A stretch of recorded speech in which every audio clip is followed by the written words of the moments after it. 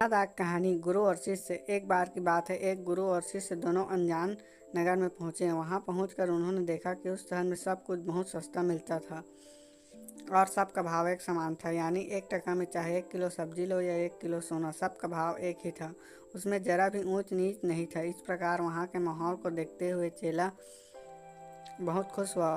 उसके तो जैसे अब मज़े ही हो गए। उसे अब यहाँ का माहौल खूब पसंद आने लगा। लेकिन उसके गुरु को ये बात बिल्कुल ठीक नहीं लगी। उन्होंने अपने चेले से कहा कि वत्स, यहाँ ज़्यादा दिन रुकना ठीक नहीं। यहाँ का राजा बिल्कुल मूर्ख है और उसके राज्य में कुछ गधे घोड़े यानी बुद्धिमान और मूर्ख सब एक समान समझते हैं, अर्थात यह एक मूर्खों की नगरी है। यहाँ का राजा कह दे तो दिन को रात और रात को दिन माना जाता है। इसलिए अब जल्दी ही हमें यहाँ इस नगरी को छोड़कर कहीं और जगह चले जाना चाहिए। अगर हम यहाँ रहें तो कभी भी मुसीबत में फंस सकते हैं। लेकिन राजा ने उसकी बात नहीं सुनी।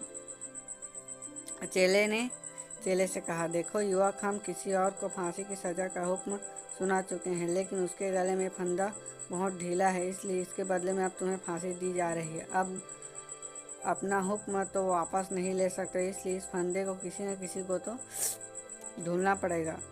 अब तो चेला बहुत घबरा गया, क्योंकि मौत अब उस अपने सामने ही नज़र आ रही थी। तभी उसे एक अपने गुरु की बात आई और उसने मन ही मन अपने गुरु को याद किया। इसके बाद गुरु राजा के दरबार में पहुँचे और कहा, हे वत्स, ये तुम्हारे लिए बहुत सौभाग्य की बात है कि तुम ऐसे समय मृत्यु को प्राप्त हो रहे हो जब ऐसा योग बन रहा है, जब मृत्यु को प्राप्त होने वाला सीधा परमात्मा से मिलता है, यानी उसे स्वर्ग में जगह मिलती है और हमेशा के लिए मुक्ति मिल जाती है। यह सुनकर राजा ने कहा, हे गुरुवर, अगर ऐसा है तो फिर मैं ही स्वयं इस फांसी पर चढ़ूंगा। फिर उससे सैनिकों को हुक्म दिया और फांसी के फंदे पर उसे युवक को नहीं, उसे ही फांसी पर चढ़ाया गया। इसके बाद राजा को जल्द ही फांसी पर चढ़ा दिया गया और